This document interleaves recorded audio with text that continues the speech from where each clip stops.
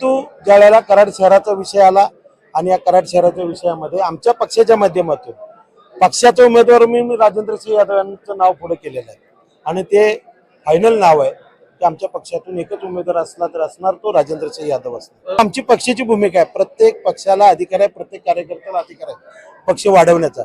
त्यामुळं येणारं इलेक्शन आम्ही शिवसेने धनुष्यबाणावरतीच लढणार आहोत। ते नेते आहेत त्यांच्या लेवलला ते बोलले असतील। मी एक पक्षाचा कार्यकर्ता आहे, संपर्क प्रमुख म्हणून या सातारा जिल्ह्याची धुरा सांभाळत आहे। मला काय बोलताना काही गोष्टीच्या मर्यादा आहेत। जोपर्यंत आमच्या पक्षश्रेष्ठींच्या बैठका पूर्ण होत नाहीत तोपर्यंत असा मी शोभळाचा नारा देऊ शकत नाही, परंतु तशी वेळ आलीच तर पूर्ण सातारा जिल्ह्यामध्ये स्वतंत्रपणे लढण्याची आम्ही पूर्ण तयारी केली आहे।